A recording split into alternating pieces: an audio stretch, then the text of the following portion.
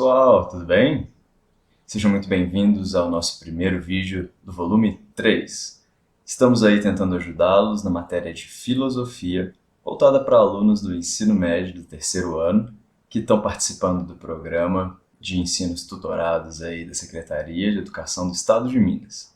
Eu sou o professor Gabriel e faço parte do projeto Escola Online, um projeto que reúne professores de várias áreas. E se você deseja ajudar, já conhece a gente ou acabou de chegar aqui no nosso canal, se inscreve lá. Isso aí vai fazer com que a gente saiba um pouco melhor que vocês estão aí, para que a gente sinta um pouco do seu carinho e para que você também ajude aí a continuidade do nosso projeto, ok? Então, vamos lá!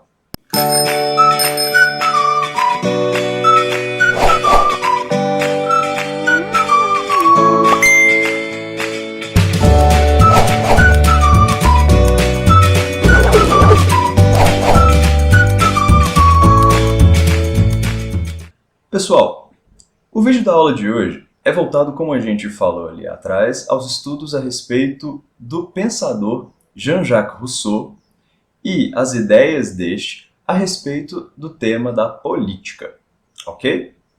O Rousseau, assim como o Hobbes, assim como o Locke, são pensadores da linha contratualista, o que significa dizer que eles refletiram a respeito da política, certo? E da relação entre governo e sociedade. Pensadores como Rousseau se perguntaram por que nós criamos o governo? Por que a sociedade se uniu para dar poder para uma instituição tão grande, tão poderosa como o Estado, capaz de tomar decisões tão importantes no nosso dia a dia? O Estado é aquele responsável ali pelo desenho das leis, por fazer essas leis valerem, pela cobrança de impostos. Então, se perguntar de onde surgiu isso, e se perguntar também por que o Estado, por que o governo continua a existir, por que nós precisamos dele, essas são perguntas filosóficas fascinantes, ok? Recomendo muito que vocês deem uma olhada tanto aí no texto da semana 1, quanto nos outros textos da semana 2 também, onde se vai abordar esse tema com um pouco mais de profundidade, ok? Para ajudar vocês em relação à atividade 1 e também para que vocês entendam um pouquinho melhor esse conteúdo, eu vou tentar ajudá-los aí e no meio da resolução das atividades explicar um pouco a respeito desse conteúdo de Rousseau. Vamos lá então? Pessoal, atividade número 1. Para o filósofo francês Jean-Jacques Rousseau, o homem é bom, livre e feliz no estado de natureza. Os vícios e a corrupção resultam da vida em sociedade. É na sociedade que os homens adquirem sentimento de inveja, cobiça e ódio entre seus semelhantes. Para que o homem viva conforme sua natureza boa, livre e feliz, Rousseau defende. Então, pessoal, lembrando então a vocês a respeito do que foi trabalhado no texto, na visão do Rousseau, mesmo que o tema seja política, é fundamental entender a natureza humana, ou seja, o que nós, seres humanos, possuímos em termos de comportamentos e tendências por natureza, por biologia, tá ligado? Sem as influências culturais ou das leis. E segundo Rousseau, nós, eu e vocês, possuímos uma natureza boa. E nós almejamos, como diz a questão, uma liberdade, buscamos a felicidade. E no estado de natureza, ou seja, antes da existência de governo, a gente solto no meio do mato, sem existir governo, leis ou moral, nós seríamos livres e felizes. Vícios, certo? Sejam os vícios morais ou os vícios, por exemplo, do álcool, cobiça, ódio, isso tudo veio conforme a gente passou a viver em sociedade, ok? Na visão do Rousseau, portanto, Nós, soltos na natureza, antes, num passado muito remoto, nós éramos realmente felizes, mas a gente se corrompeu, a gente se tornou indivíduos com essas tendências que às vezes nos levam a comportamentos ruins e atos horrorosos. A gente foi se tornando dessa forma conforme viveu em sociedade. E para que a gente possa melhorar mais uma vez, né, já que não dá para voltar para o meio do mato, a gente deve, segundo Rousseau, estabelecer um governo que tenha mais abertura para a participação popular. E a solução aí também, segundo Rousseau, é a instituição de um sistema educacional. Um sistema educacional que comece ali desde a infância, para que não se deixe as crianças ali em contato muito precoce com as maldades do mundo. Então, a proteção das crianças, a educação delas junto ali à natureza, para despertar essa bondade natural, esse é um passo importante para a solução do problema ali de cobiça, inveja, ódio, corrupção que a gente está se encontrando nessa vida em sociedade. Ok? Qual das alternativas melhor parece com essa descrição que eu passei para vocês? Vamos lá. Letra A. Ruptura radical com os vícios da vida em sociedade e o retorno à vida em contato com a natureza? Não. Segundo Rousseau, né, da mesma forma assim que Adão e Eva, né, depois que tomaram contato com o fruto proibido, perderam a inocência e não tem volta, da mesma forma, segundo Rousseau, não dá para simplesmente retornar definitivamente à vida em contato com a natureza, largando tudo na sociedade, todo mundo indo morar no mato. Não tem como. Não dá para voltar mais. Então a letra A está fora. E a letra B? Uma educação em contato com a natureza para que na infância o homem não seja contaminado pelos vícios da sociedade. Então é isso que eu falei para vocês, não é? Proteção da criança, educação, tanto do intelecto quanto numa preservação de uma moral boa das crianças. É assim que você, segundo Rousseau, consegue viver de uma maneira melhor e transformar a sociedade para um caminho mais positivo. Ok? Por via das dúvidas, vamos dar uma olhada na C e na D. A C. Uma revolução que ponha fim às instituições criadas aí pelo homem em sociedade? Não, não. Igual diz ali no final, Rousseau não é um anarquista. Nada a ver isso aí. Letra C. Uma revolução que ponha... letra D, perdão. A adequação aos bons costumes da vida em sociedade, pois é impossível o retorno definitivo à natureza. E aí, adequação aos bons costumes da vida em sociedade? Não. Até porque a vida em sociedade, segundo Rousseau, estava muito corrupta.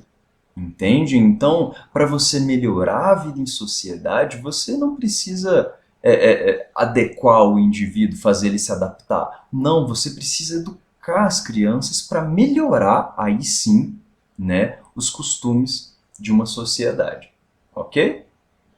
Então a letra D morre por esse comecinho. Então vamos passar para a próxima? Espero que eu tenha sido claro. Atividade 2, pessoal.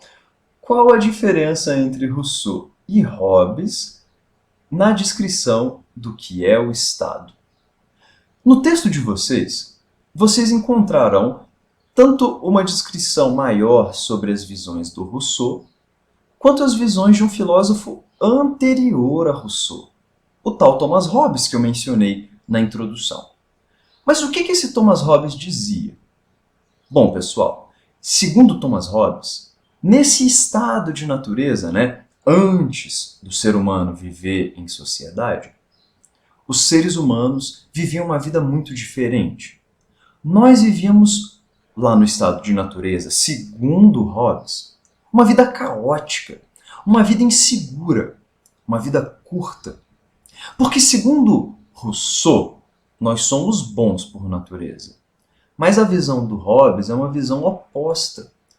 Porque na visão do Hobbes, o egoísmo do ser humano gera um conflito entre as pessoas, né? Uma guerra de todos contra todos, que no seu egoísmo acabam se matando pelos motivos mais bobos. Então eu repito, Hobbes tem uma visão diferente da de Rousseau a respeito da natureza humana. Da mesma forma, a descrição do que é o Estado, né, essa instituição política, a descrição do Rousseau é diferente da descrição do Hobbes. Vamos então começar com a descrição do Hobbes. Segundo Hobbes, nós criamos o Estado, nós criamos aí essas instituições políticas, o governo, para controlar as nossas liberdades. Segundo Hobbes, se nós possuímos liberdade demais, nós podemos acabar deixando o egoísmo falar mais alto. E nesse egoísmo surge o conflito. Então criamos o governo, segundo Hobbes, para não deixar a gente cair no caos. Nós criamos um governo e damos a ele a nossa liberdade, damos a ele todo o poder para que o Estado nos controle.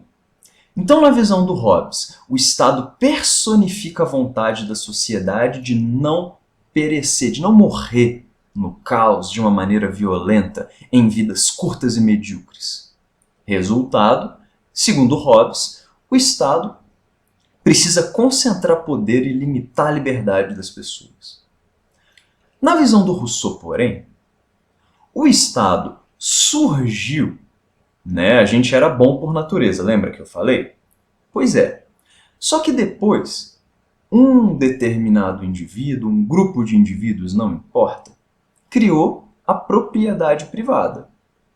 Na visão do Rousseau, portanto, o Estado, o governo, foi criado para garantir a propriedade privada, as riquezas dos mais ricos. Então, numa perspectiva do Rousseau, o Estado, num primeiro momento, seria um produto da vontade dos mais ricos, né, para forçar os mais pobres e preservar ali as suas riquezas, a sua acumulação de capital. Claro que mais para frente o Rousseau vai falar que é melhorando o Estado que você melhora também, né, em grande parte a sociedade, mas no primeiro momento essa é a descrição do Estado para Rousseau. Ok? Atividade 3, pessoal. Defina a origem da desigualdade e a origem da propriedade de acordo com o texto. Ó, falei um pouquinho disso na resolução da atividade 2, ok? Lembrando, nós estamos falando do Rousseau. Vamos lá, então. Segundo o texto, a desigualdade social é um produto do surgimento da propriedade privada. Pessoal, quando Rousseau fala sobre desigualdade, claro que ele quer dizer, por exemplo, a desigualdade entre eu e o professor Charles, certo? O professor Charles não possui cabelo na cabeça, enquanto o professor Gabriel possui. Esse é um elemento de desigualdade natural, ok? Entretanto, não é dessa desigualdade que o Rousseau está falando, não é essa que ele está preocupado. Quando Rousseau fala de desigualdade social, ele está se referindo às diferenças entre a minha riqueza, que é muito baixa, e a riqueza de, por exemplo, Bill Gates, certo? Isso, pessoal, essa desigualdade social, ela surgiu, segundo Rousseau, né, com o surgimento da propriedade privada. Para Rousseau, portanto, houve um tempo em que não havia isso de propriedade privada, tudo era de todos, tudo era compartilhado, certo? Entretanto, em um determinado momento, não se sabe quando, um indivíduo teria ali cercado um tanto de terras e chamado essa porção de terras de sua. Isso é meu, ninguém entra. Se você quer uma para você, você que cerque. Com esse surgimento da propriedade privada, surgiram também sentimentos como a cobiça, a inveja, né? As pessoas se tornaram gananciosas e as rivalidades acabaram aumentando. E aí, nesse momento, pessoal, segundo Rousseau, iniciou-se um processo de acumulação, né? A disputa que antes era uma disputa muito boba, né, entre tamanho do muque, a quantidade de cabelo na cabeça, virou uma disputa real por acúmulo de bens. Então, isso, segundo Rousseau, foi a maior porcaria que o ser humano fez. A desigualdade social, segundo Rousseau, tem origem na própria criação da propriedade privada. Sacou? Atividade 4, pessoal. A definição de Estado para Rousseau é aplicada na nossa sociedade? Explique. O que o avaliador do texto aí, das questões de vocês quer, é que vocês entendam nessa percepção de Estado para Rousseau. Né? Segundo Rousseau, o Estado surge como uma forma de manter os privilégios, as propriedades e a desigualdade de uma elite, de uma minoria rica. Certo? O Estado, porém, pode ser reformado para poder tentar diminuir as desigualdades sociais. E aí fica a pergunta para vocês mesmo, né? Vocês acham que essa definição de Estado para Rousseau, ela é aplicada na nossa sociedade? Né? Vocês acreditam que o Estado, né, o governo aqui no Brasil, na nossa sociedade, ele serve a uma minoria? Vocês acreditam que ele está caminhando aí para poder aliviar as desigualdades sociais? Dá aí sua opinião. Explica aí as razões pelas quais você concorda ou discorda que a definição é aplicada na nossa sociedade. Ok? Fica com vocês essa. Então é isso, pessoal. Espero que vocês tenham aproveitado essa aulinha e desejo que vocês retornem para uma próxima. Ok? Então, grande abraço e até mais.